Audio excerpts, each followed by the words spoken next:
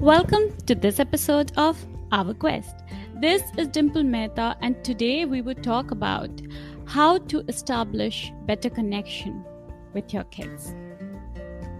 A child, no matter what age, always seeks a healthier connection with his or her parents. And we, the parents, are always so preoccupied with our own personal agendas, our own to-do list, our own billions of worries and thoughts that we somehow miss to give this child what he or she is seeking for: a better attachment, a better connection with us. So here I am sharing with you a few quick tips that can help you establish a better connection with your child. These are developed by the renowned professor Dr. Daniel Siegel, who is a clinical professor of psychiatry at UCLA School of Medicine and founding co-director of Mindful Awareness Research Center at UCLA.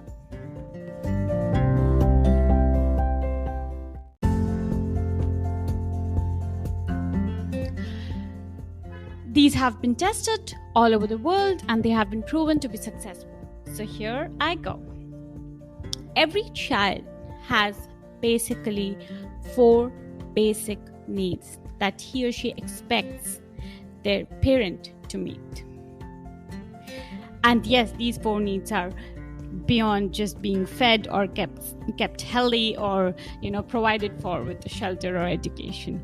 These are the 4 psychological needs that the child needs from the parent. Dr. Daniel Siegel developed an acronym for these. He calls it the 4S. A child wants to be seen, to be soothed, to feel safe, and to feel secure with the parent. So all that a parent needs to do is fulfill these 4S that the child needs, and that would immediately establish the connection that the child needs and end probably all the tantrums or power struggles that's going on between the parent and the child because of somewhere not fulfillment of any of these needs. So let's begin with the first S, the S, to be seen. What is it? What does this mean? A child needs that the parent pays attention to what the child is doing and trying to express, whether it's an infant who can only express with some gestures or body language, or whether it's a teenager who is struggling with a lot of emotions inside, wanting to express something else and probably expressing something else.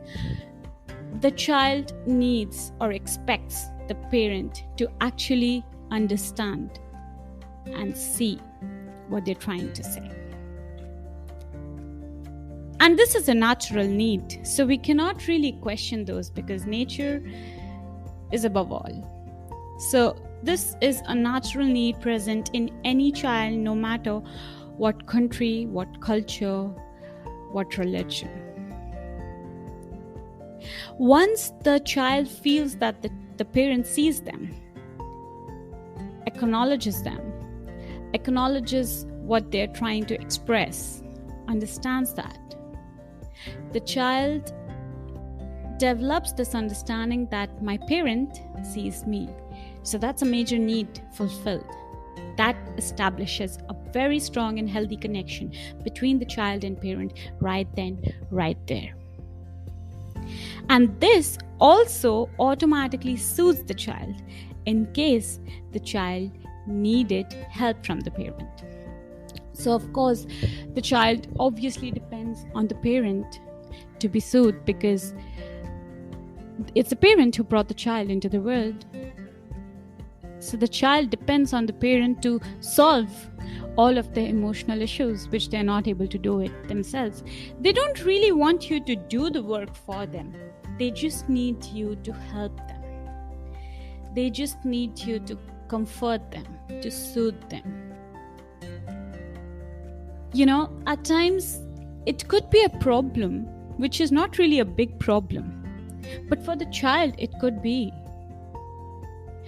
For example, if your child says that he doesn't like the loud music that you're listening to, which may not be too loud for you, but maybe for the child it is loud.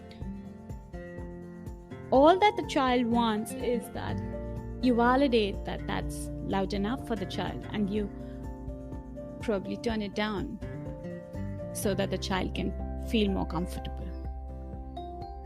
So what's a problem for me, for us?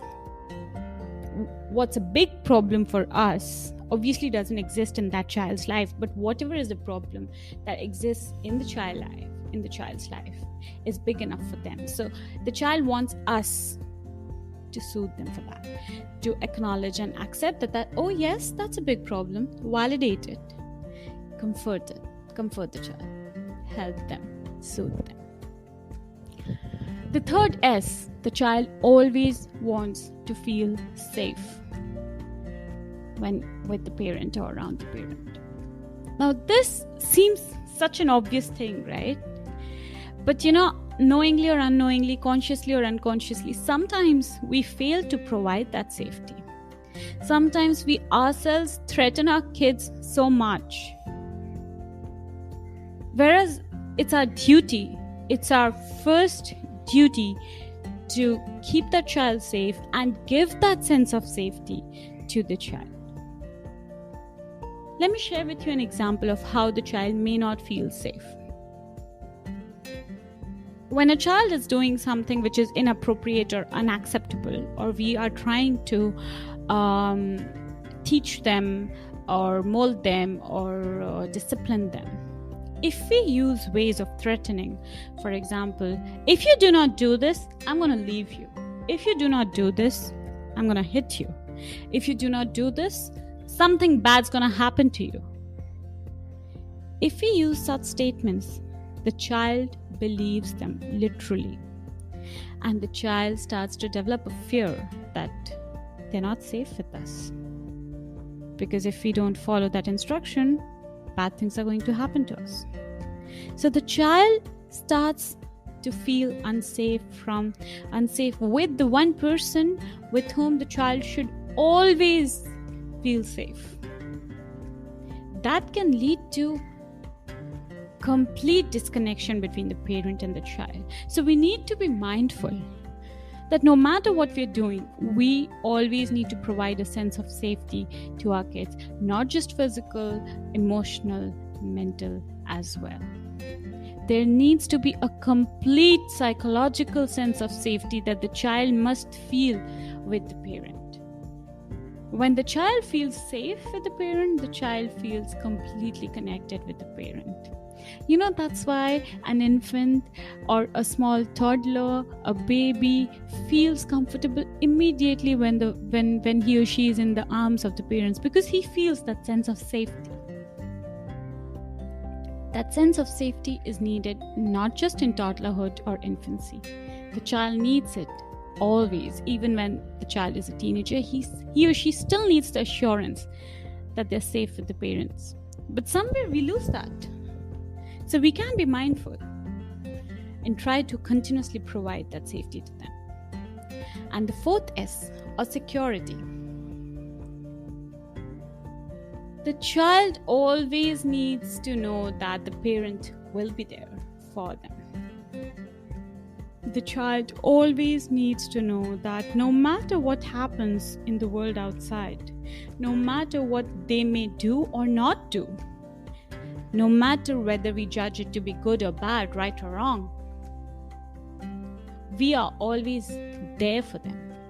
That sense of security is what builds the child's confidence, resilience, or lays the foundation for the child to open its wings and attempt to fly and, cover the horizon. The child can do infinite things when the child has the secure attachment with the parent. Now, all of these 4S, to be seen, to be soothed, to feel safe, and to feel secure, can be provided by the parents if they are mindful about it. It's not something that's unattainable. It's pretty much doable and natural as long as we are mindful about it. But that requires for us to be present as parents. That requires for us to be conscious, to be respectful of these needs, to be gentle with our kids, to have a positive approach towards parenting. That also needs for us to be aware that parenting is much more than just birthing a child and providing them with things or food or education or shelter or anything materialistic that we are trying to provide. Yes, it's great if you can provide materialistic things in the world of form to your kids, but that's not where the job of a parent ends. The job of a parent is to fulfill these needs of the child, whether providing materialistically or not.